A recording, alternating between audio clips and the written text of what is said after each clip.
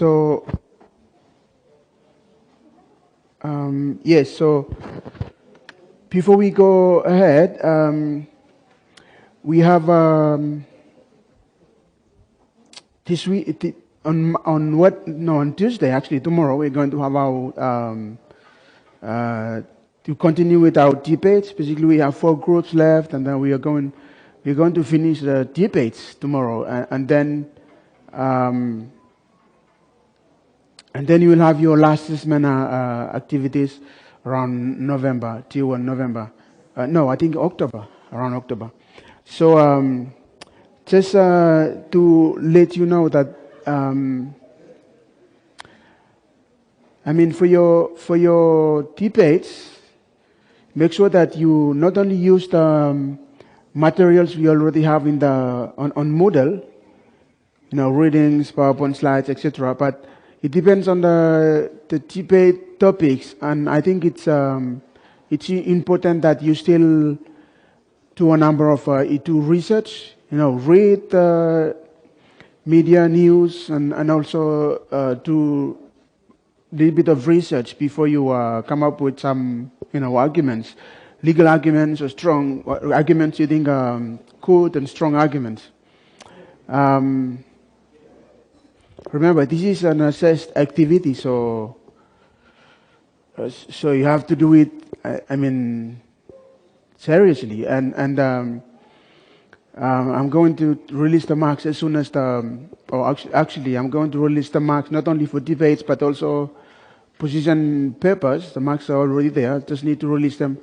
I think after the debates for tomorrow, I'm going to release the marks very, very quickly before you do your last assessment activity, which is the analysis of law. But make sure you really do research and do this seriously, because you will be surprised of the marks actually. So make sure you do the work. Okay, so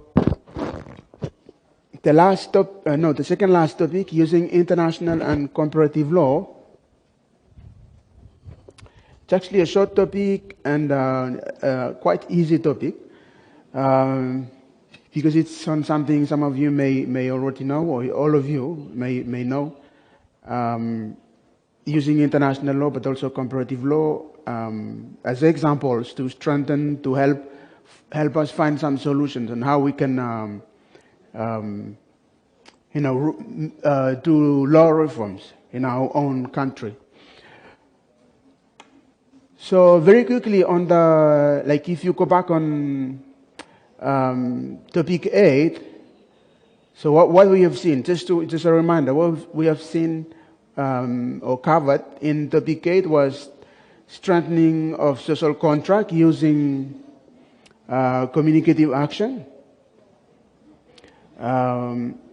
interpiece for a wide range of very practical suggestions for combining instrumental, strategic, and communicative action. And the interpiece is specifically focused specifically on how to do reforms in constitutional law. And if you go on the website, you will find more information. So we've seen strengthening law using communicative action, but also strengthening law by using traditional and charismatic authority. So we've seen all of this. And sometimes it's also about the intuition, how lawyers and legal advisors think what is the best solution to improve the performance of law. And then in topic 9, we've seen callback stages of moral development. You remember these 6 different stages of moral development. And then we also saw Evans' checklist, and then found limits or limitations of law. These are rather micro approaches on how to improve the performance of law.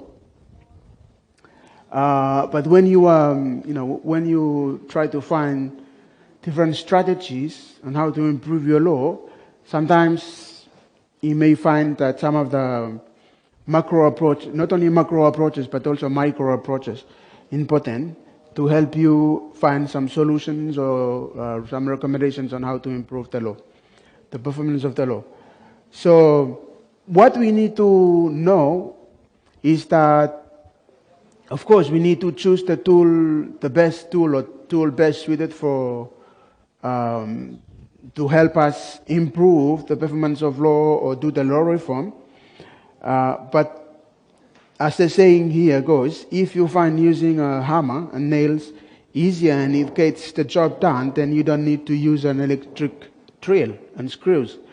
So this basically means that you don't have to use all the approaches at the same time to improve the performance of your chosen law in your last assessment activity, for example. You can choose only the ones you think are best or going to help you, really improve the performance of the law. And tools end up reinforcing each other. That means you may find some approaches, for example, in macro approaches, some of them may be very similar to some of the micro approaches. So in this case, you can make the link. It may be important to make the link. So basically, for example, using charismatic or traditional authority overlaps with Colbeck States 3 and Evans point 1. So there's a number of overlapping, in these approaches. For example, if you go back to topic 9,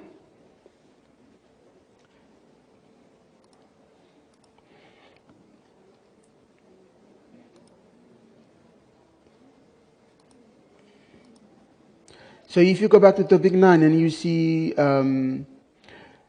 Colbeck's moral development and you see stage number 1, punishment and obedience. Sorry, number 3. Let's go back to number 3, which is interpersonal concordance or good boy, like you are obeying the law because you want your approval of your leaders, and this may be chiefs, or community leaders. So using charismatic or traditional authority overlaps with Colbeck Stage 3, actually. And also Evans point number 1. Evans point number 1, which is, let's go to Evans very quickly. Number 1, the source of new law is perceived to be authoritative and prestigeful. So basically because it comes from or established by our community leaders, just like custom. Sometimes it may bring us or convince us to obey the law, to follow the law. So again, the idea here is that some of the approaches are overlapping,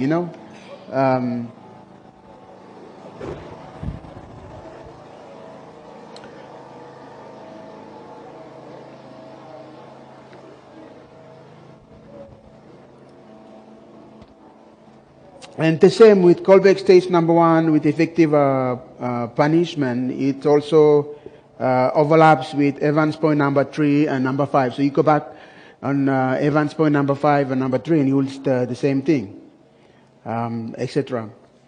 So, but very quickly, let's come back to topic number 10. What the example we are going to use most of the time here is the maternity leave, how we are going to improve our national laws on maternity leave. So the question is maybe whether your country has a legislation on this or has ratified international instruments on maternity leave, etc. And we may also want to look at CEDAW, Convention on the Elimination of All Forms of Discrimination Against Women, to try to reform, the maternity leave. So, maternity leave, I think it's clear for everyone. When, women get pregnant, they need to stop, working for a certain period of time. So in some countries, it may be they try to comply with international standards, which is, at the moment is 14 weeks. 14 weeks, women should stop working. So they can take some weeks before the delivery and some weeks after the delivery. And during that 14 weeks of leave, maternity leave, actually they should receive at least some percentage of the salary, some percentage of the monthly salary. In some countries it may be 100% of salary. In some other countries it may be 66% or 25%, etc. So what does the international law or the like the convention, ILO, International Labour Organization Convention on Maternity Leave says, and what does the CEDAW, the Convention on the Elimination of All Forms of Discrimination, says about this, about the maternity? So basically, we will refer to this as international instruments, but one thing we need to also understand is that sometimes the international law instruments or conventions, they are put in place or they are established to deal with specific issues, right? So you may want to refer to a number of international conventions, but it may be that they don't necessarily deal with the maternity leave. CEDAW, for example, it provides for the equality between men and women in different areas, the benefits of women, including women who get pregnant. But it may be that it doesn't really provide for the maternity leave, and that the only international instrument which really provides for the maternity leave is the ILO Convention 183. So we'll get back to this.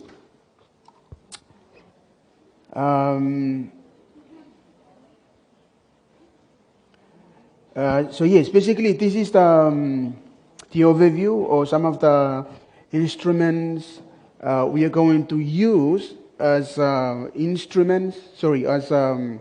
examples, to improve or reform the laws in our country, particularly in this case, the laws on maternity leave, Employment Act, etc. It's not going to be about the entire Employment Act, but it's specifically on the maternity leave. So first of all, comparative approaches to law reform. Actually, you guys are very familiar to comparative law because the nature of the program here is really related to the idea of comparing oftentimes the laws of the jurisdiction across the Pacific. So oftentimes when you study the differences or the similarities between laws here in Vanuatu and laws in Fiji, in Solomon Islands, etc., you were doing comparative law. So it's not something new. You really have, you've been doing this since the beginning. And with regard to international law, even if a state is not party to international law, international treaties, it may still use that particular treaty or instrument as a comparator,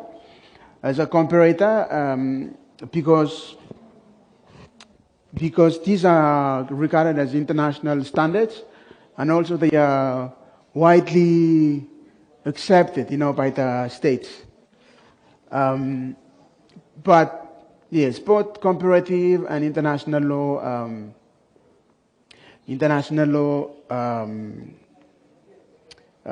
using both comparative law and international law as ways, to improve or to reform our laws. Both of these are important. So, for example, if you go through the Law Reform Commission's websites of Samoa and some other place here as well in Vanuatu, you will see that oftentimes they use this approach of comparative law.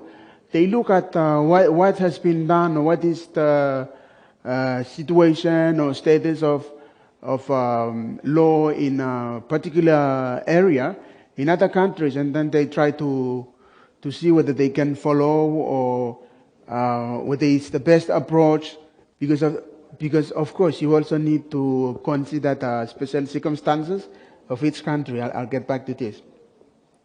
So examples from other jurisdictions are a source of potential options that can be considered in wider public consultation. Comparisons with other jurisdictions as part of the justification or can be part of justification for making particular recommendations. So when law reform commissions, when they do consultation on a particular law reform or legislation, and oftentimes in the end, they will give recommendations. So sometimes when they try to justify why each recommendation is important, they try to justify the recommendation. They may use some comparison notes from different countries, right? Why it's working in this other country, etc., and why we should follow the example. So comparative approaches have been used, oftentimes by law reform commissions. Just go to the website and you will see. Read through the reports on legislation, and you will see that they're using these comparative approaches oftentimes. But we need to make sure that we do it properly. For example, Canfron said in one of his papers, the use of comparative law requires a knowledge not only of the foreign law, but also of its social and, above all, its political context. The use of comparative law for practical purposes becomes an abuse only if it is informed by a legalistic spirit, which ignores this context of law. Very important, you can't copy and paste because it's not going to work. So if you do a comparative analysis and you want to follow the example of some other countries, you need to make sure that you really understand the context of the country you choose as a comparator, and also understand very clearly the context of the country you are going to transplant the law. So you have to understand the context, the political situation, the reason why they've put the law in place in the country which is a comparator, and also understand the context, local context, political context of your own country. So why is this? Well, it is because you need to make sure that what you transplant is going to work. If you copy and paste, of course it's not going to work because the circumstances, the political context, the legal context, social context are so different that it's not going to work. So very important for comparative approach. So both the context of comparator country and the local country need to be taken into account. And in particular, consider issues such as resource context, like money, finance, public funds, and also human resources. Human resources. I mean, you may have a very good project or mechanism or law to put in place, but if you don't have money, if you don't have enough finance budget, or also if you don't have human resources to enforce properly the law, it's not going to work. It's not going to work. Institutional context, effective enforcement, geography as well. I mean, you have to consider the context of our small island countries, oftentimes archipelago, like many islands. The transportation is difficult, etc. The enforcement, sometimes the institutions are not physically present in some of the islands.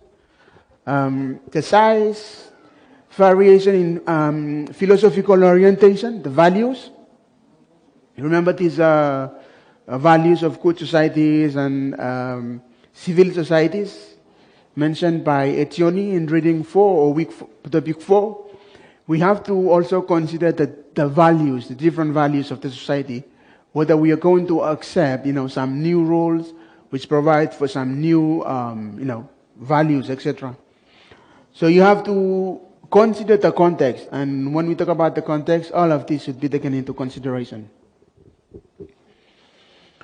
And the question is whether the comparators or countries which are going to be taken as comparators, does that mean that these are good models to be followed? Basically, the comparator is often assumed to be a good model, but there always needs to be examination of the issues with the law. You have to consider all the things, the context, and the particular issues which may arise. And this means that you can't be too simplistic and too narrow, actually, in your choice of the comparator country.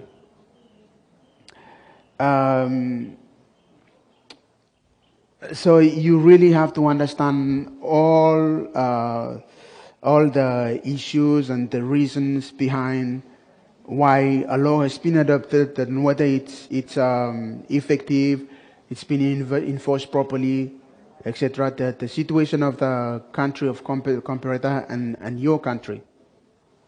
So legal transplants are common. Oftentimes, law reform commissions do this. In many countries, oftentimes what they do is legal transplant. They look at what's happening somewhere else and they want to transplant it in their own country. But just because something has been used a lot does not mean it's good. Okay? It's very important that we undertake in our research proper analysis, comparative analysis, to see whether it's going to work in our country. Considering all the things I mentioned earlier. The resources, the enforcement institutions, etc.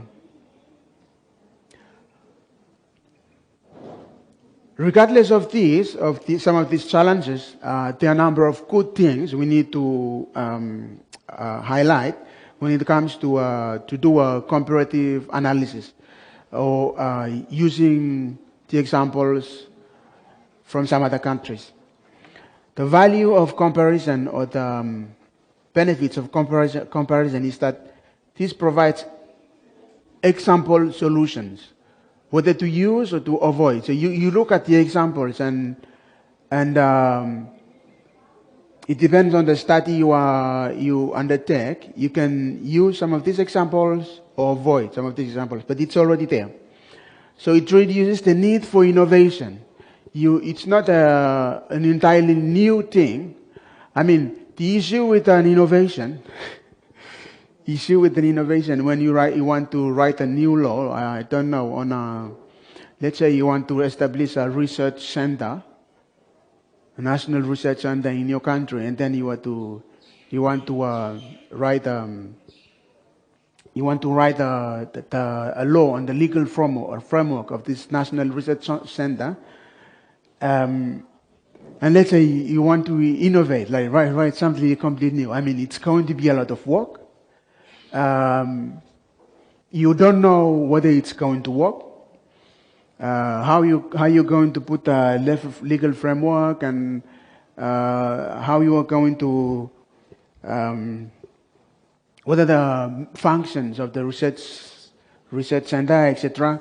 There may be some. If you are going to completely innovate, I think it's going to be a real challenge whether it's going to be it's going to succeed or not.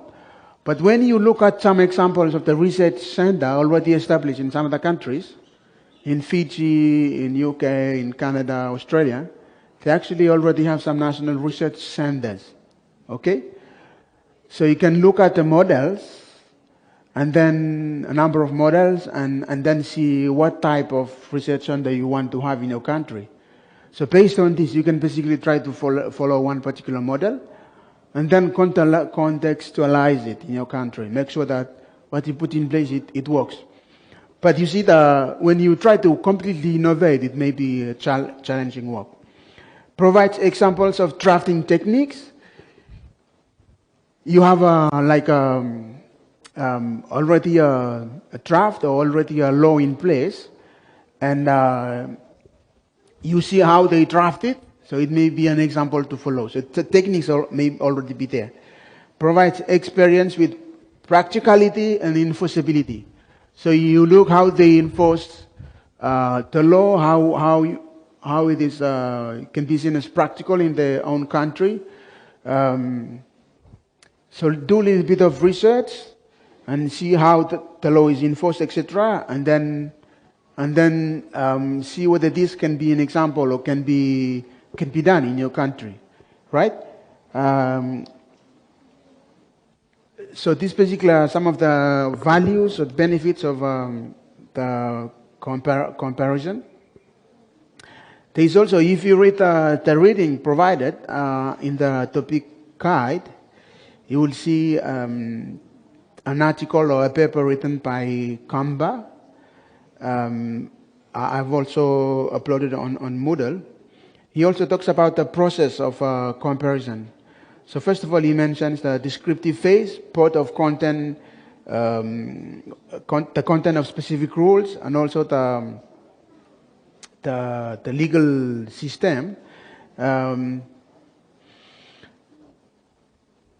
So the first process is to basically understand the content of the rule, but also the legal system of the comparator, of the country you choose as a comparator. And then the second step will be the identification phase, where you identify the similarities and the differences in the comparator and in your country. It's very important, actually. Because this will help you actually to know whether it is going to work, what are the challenges, what are the things in terms of the similarities. It may help you understand what part of the law will work actually in your country. Another step or process he mentioned is the explanatory phase, explaining the similarities and the differences. Why the differences, why the similarities, and why it can work in the country of comparator and it cannot work in our country, etc.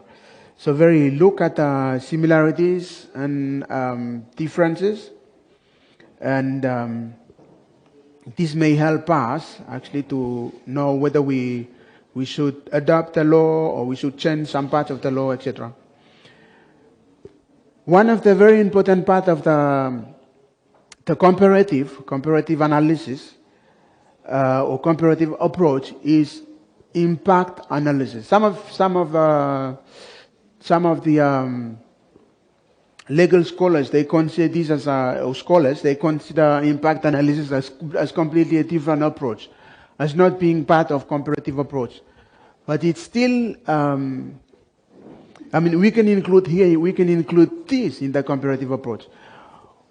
What that means is that when we look at a law in another country, and then we want to adopt, or we want to transplant this law in our country, the impact or the impact analysis is that you are going to look specifically at the impact of the specific law, the impact that this law is going to have in our country. Now, you forget about the similarities or the differences, etc. But we look at how or what is going to be the impact of this particular law when it is adopted and and become a law in our country. So part of contextualizing contextualizing the law is also the thinking about the impact that proposed law will have. Impact cannot be derived from comparator country, but the impact needs to be based on specific context. So it's only going to be the impact that the law is going to have in your own country. Well, very important. Just to give you a quick examples before we go ahead. Like, the maternity leave we were talking about. Some countries, the laws in some countries provides that when the pregnant woman is on maternity leave, she's going to receive 100% of her salary, okay, for the entire period of maternity leave. Some countries, this is the law. And the period of maternity leave may be, let's say, 14 weeks. During these 14 weeks, the pregnant woman is not going to work, but is going to receive 100% of her salary. Okay? She's going to deliver a baby. And in some countries, this works fine. Let's say we take this example and we want to transplant it in Solomon Islands. What will be the impact of this law in Solomon Islands? In the policy paper, let's say in policy paper, in this particular law, we may say, okay, this is because it will help, put more women in formal employment because we don't have enough women working, and maybe this measure will help, women, or eliminate some negative or some discrimination against women in the area of employment. So that's great. Maybe this is what will be one of the positive impact of this law. But can you guys, tell me what may be some other impacts, including negative impacts of the law, of this particular measure, to pay a pregnant woman 100% of her salary during these 14 months of maternity leave? Any negative impact of the law on Solomon Island society? Or yes, go ahead.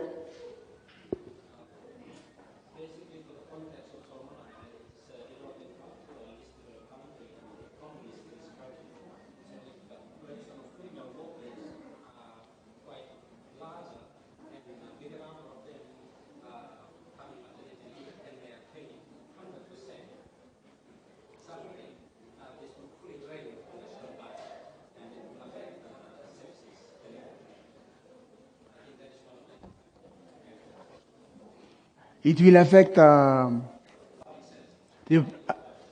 the public service, the budget of public service. So yes, basically this may be one of the negative impact, because you are going to now pay a lot of women, who basically are not working but on a maternity leave, and you're going to pay them. So basically, the question is, do we have, to our small island countries, do you have enough budget, basically? Do you have enough finance to put in place such measures? It's going to cost a lot of money, because now you are paying a number of people who are not going to work. So the service is not delivered, as you mentioned. And so this is an example to say that before you put in place a law, and that you want to follow an example from somewhere, Fiji, they're doing it because they have money to do it. They're doing it for 3 first kids. They're paying maternity leave 100% of the person's salary during the entire period of the maternity leave. So in Solomon Islands and in Vanuatu, we are not doing this at the moment. We will see a table, but yeah, the impact analysis is basically to look at the impact. So the impact of this kind of law, it's going to affect probably the economy or the public service and the budget of different ministries, departments, etc. So very quickly on the activity 1 or study task 2. Pacific, a small Pacific jurisdiction with about 25% of the population in formal paid employment, wants to introduce maternity leave. There are fewer women than men in jobs. Pacific's national employment policy includes, as a policy goal, increasing the number of women in formal paid employment. Just some example I mentioned. using the table of maternity leave in other Pacific countries, below, plus commentary by Kamba and your intuition about the impacts of introducing maternity leave, what would you suggest might be suitable maternity leave provisions? And what other information would you like to have? So if you go through the, and this is in the topic guide, if you go through the table, you will see, which country, the length of maternity leave, amount of payment, nursing allowance, and then source, the source of law, where it comes from. Nursing allowance is when,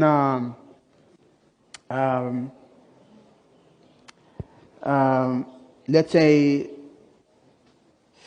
sometimes you go back to the women, pregnant women, they get back to work, but they still need to breastfeed the baby, and they need some time, some break actually to do this, but they're going to receive the payment even for this, right? This period in which they're not working, but they breastfeed the baby. Okay, so for example, you see in Fiji, amount of payment, actually they have 84 consecutive days, mandatory period of maternity leave. The first 3 births, actually 100% of salary they receive. Let's go to Solomon Islands.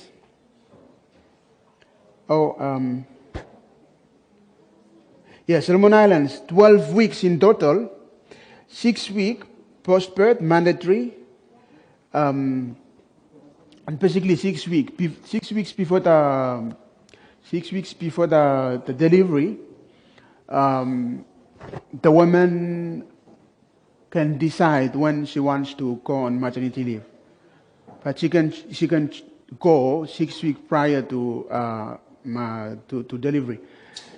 It's not compulsory, but after the delivery, it's compulsory that every woman should have 6 weeks after the delivery for maternity leave. Okay? And you see in Solomon Island, and this is, in Solomon Island, it's 25% of salary. You still need to check the updates of Solomon Islands at the moment, because this was the case. It is not really updated. I think it was finalized in 2013, I think. So in Solomon Islands, they receive 25% of their salary. Okay? 25% of the salary, which is far less than Fiji. And in some other countries like Samoa and Vanuatu, the period of maternity is very similar to the one in Solomon Islands, but they receive 60% of the salary. 60% of the monthly salary. Okay? So, well, let's continue and see what does the international law says about this, and whether we can use, these instruments to reform our national legislation.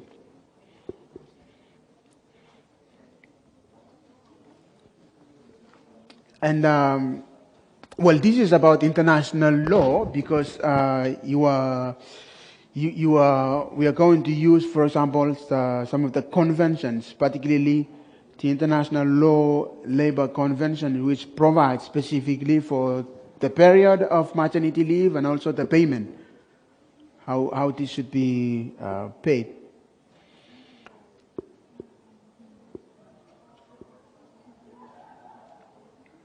So the laws of a comparator country may not reflect values that are widely considered desirable. So that is why sometimes using international law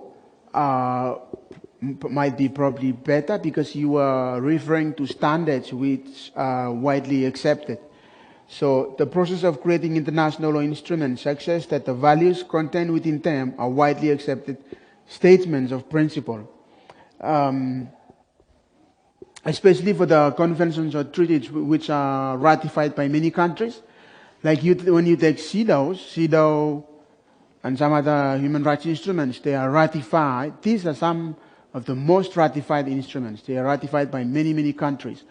So it may success, though not really,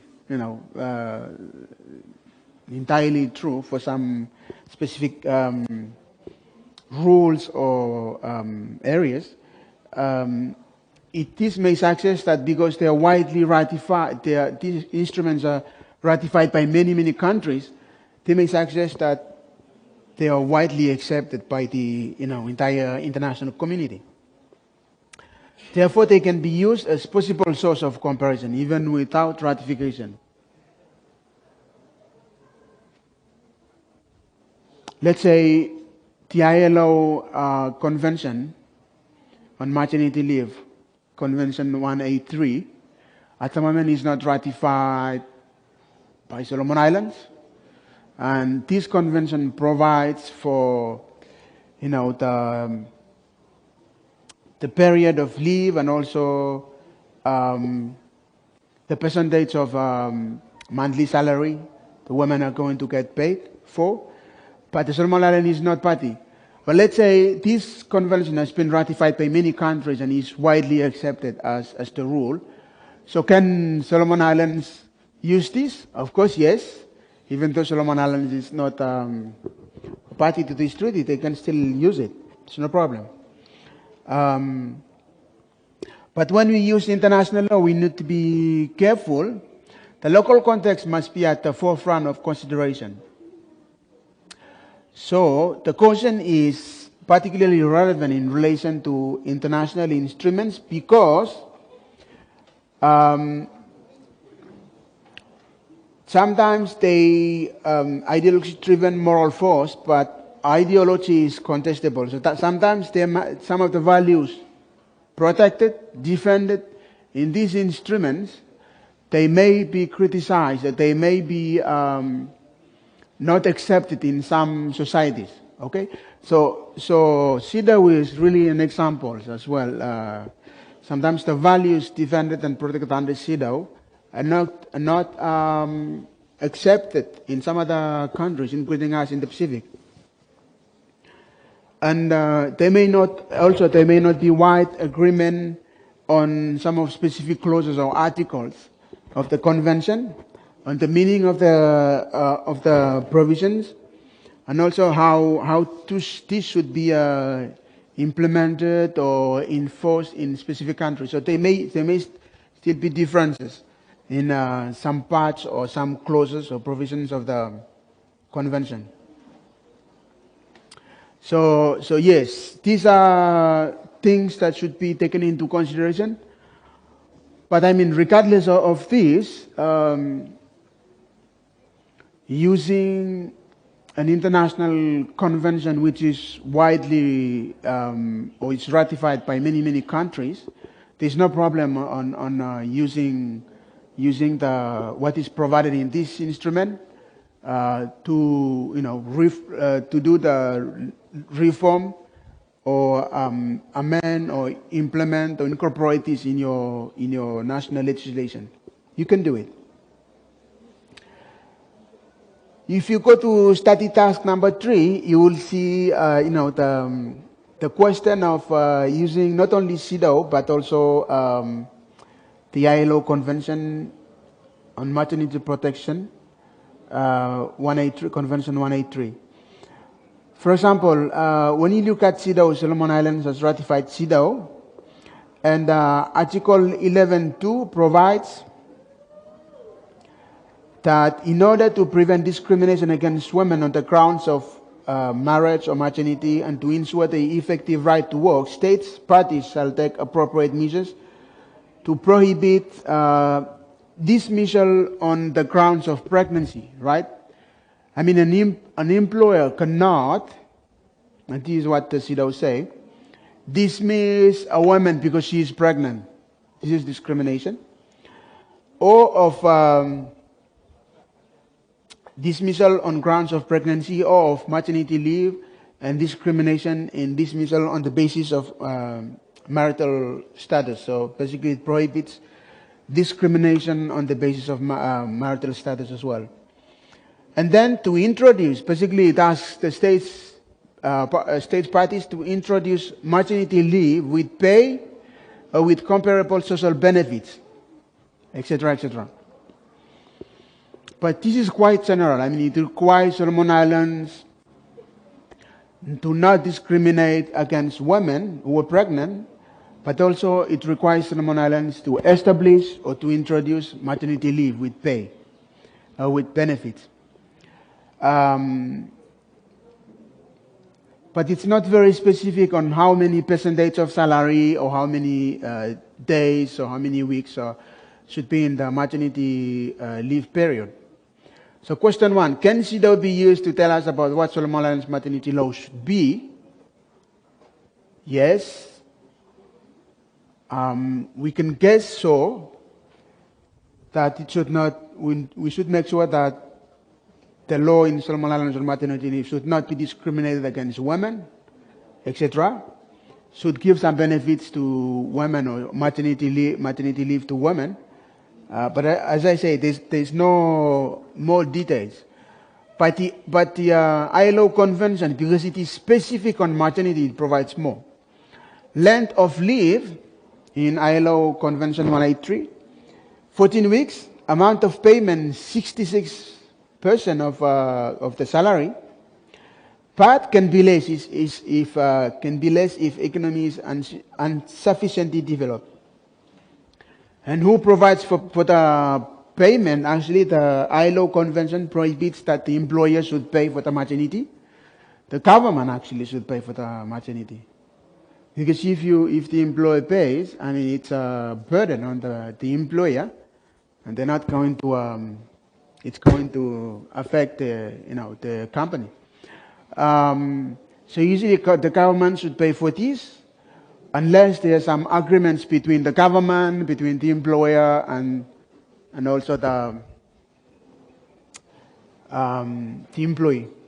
So can the ILO convention be used to tell us about what Solomon Islands maternity law should be? Yes. There are more details. Actually, there are more details. The problem is Solomon Islands has not ratified ILO Convention 183. But can Solomon Islands still use this? I mean, yes, we have seen that even though a country has not ratified a convention, we can still use them as a, we can use still use the convention, especially if it is widely accepted.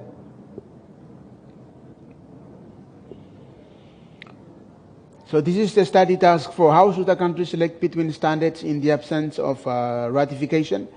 ILO convention, what we need to know is that there are a number of different conventions. Convention 3, Convention 103, and then Convention 183, which is the recent one. So you can actually look what is provided in these different conventions and see what can be incorporated in your national law. If you go through the topic guide, you will see the reading on the article from Salai, who proposes an interesting approach, which is an instrumental approach. Performance is measured by indicators. So basically what does this mean is that instead of using a particular convention or a particular treaty, you can go to a different conventions established, CEDAW, etc., and then put a number of indicators, or basically put a number of questions, and look at the situation of your country, and try to imagine or have in mind what you want to put in place, and try to answer look at the indicators or answer different questions. So, for example, this is also in the topic guide. The indicators are, for example, are all employed women provided with maternity protection? Is at least 12 weeks of paid maternity leave provided? You continue reading, and also see what is provided in different conventions, and you have a clear idea of which convention is the best to follow, or whether you can just look at different benefits provided by different conventions and come up with your own intuition, including refer to, using some other information, using your own intuition, what is going to be the best for your country. And then use this, to change the law, amend the law, or put in place a new law, which is going to be the best one in terms of the maternity leave and the benefits that pregnant women are going to have. So yes, Salai's approach is basically a number of indicators or a number of questions you need to look at to see whether, what convention you can refer to, what specific law you want to have in your country when in relation to maternity leave. So basically, this is so breaks convention standards into detailed list of questions as indicators of possible things that law could cover based on international law standards. Okay, so you go back to, what you can do is to go back to the table I show you. You have the complete table on the topic guide. So if you want to look at the rest of the questions, of course you need to go back to the topic guide.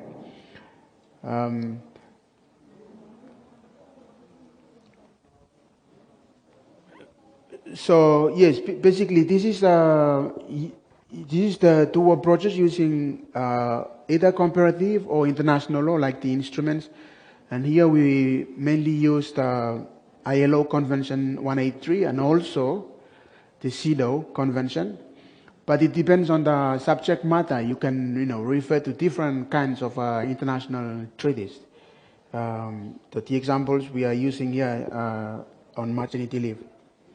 All right.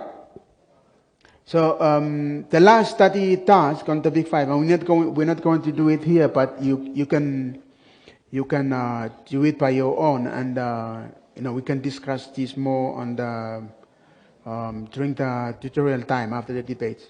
So you have to locate the maternity leave provision from your country or from Solomon Islands and complete the table, right? The table which is the different questions or the indicators. And once you have completed the table, what does this tell you about possible areas that could be considered for reform? And what sorts of information would you want to have about the Solomon Islands context in order to finally decide what the reform should be? Okay? Let's say ILO convention provides that 66% of the salary, or the payment should be 66% of your monthly salary of the pregnant woman. So another another type of information will be: is this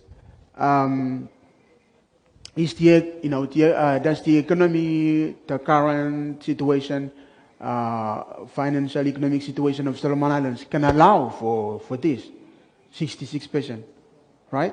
So you need to also consider some other analysis or some other information in order to decide what reform should be undertaken. Okay? So to conclude, it is definitely not a goal for this topic to success that international law can provide indicators of good laws that are one-size-fits-all solution as to what laws and the content of law should be. Instead, it is suggested that both comparisons with domestic laws and international law can be used to generate options for law reforms.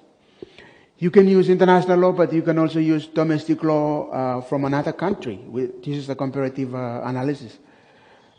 This information can then fit into dialogue that formulates reforms. You can use, for example, communicative or strategic action. We saw this in topic 8. Communicative action, like you work with different stakeholders through communication in trying to see what types or what sort of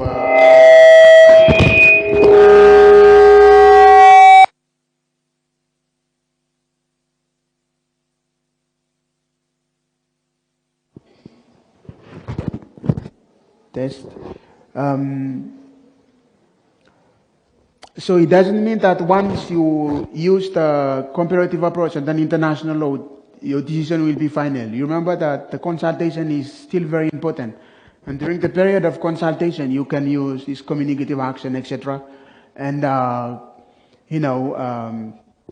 go through the process of dialogue and communication and consultation with different stakeholders, and then come up with a final decision.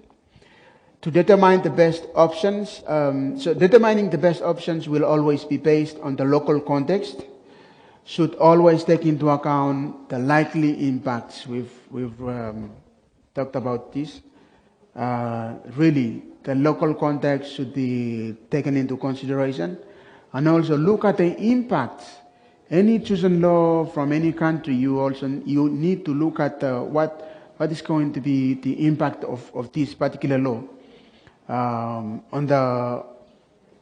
your country, whether it's going to affect the lives of the people, the economy, the values, etc., etc. Okay, so yes, this is the end of lecture. For groups, who are going to present tomorrow, make sure that you are ready for tomorrow. And I'm also going to record the debate.